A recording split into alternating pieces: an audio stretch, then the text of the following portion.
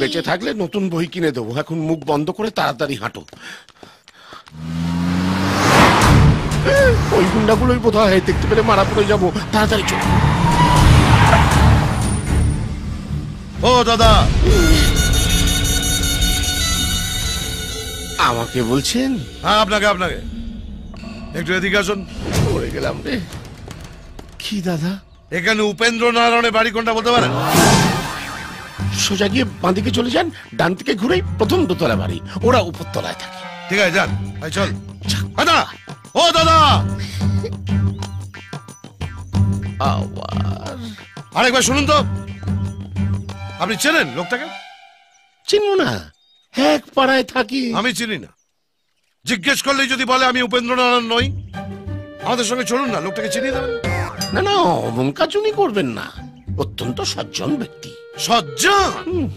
ধ্যাম না একটা। ওর ভাই একটা মেয়েকে নিয়ে পালিয়েছে, আমরা ওকে খুঁজছি।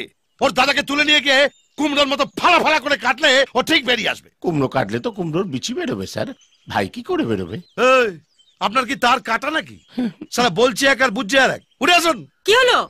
আমরা দাঁড়িয়ে থাকবো নাকি? হ্যাঁ বলুন, গাড়ি করে আমরা পৌঁছে দেবো। আসুন। না স্যার, আমি কোনো ঝামেলায় জড়াতে চাই না। বুঝতেই পাচ্ছেন, মিডল ক্লাস। বউ ছাড়া কাউকে ভয় পাই না। তো যান, বউয়ের আসল ধরে যান। স্যার, আবার কি হলো? ওই লোকটার কোনো ফটো আছে আপনার কাছে? মানে চিনতে সুবিধা হতো। ফটো থাকলে আপনাকে জিজ্ঞেস করতাম। নেকা ষষ্ঠী। যান। ফটো নেই। চল। মামা, মনে হচ্ছে ঘরে কেউ নেই। তালা ভাঙ। ভেতরে ফটো টটো কারণ নিশ্চয়ই পাওয়া যাবে। প্রত্যেকটা জায়গা তন্ন তন্ন করে খুঁজে দেখ। ঠিক আছে।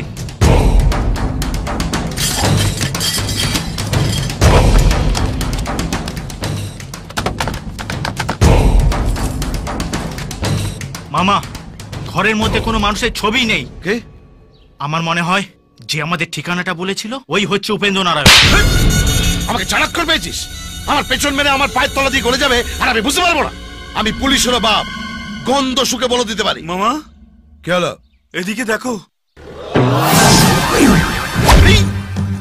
কি হারামি রে!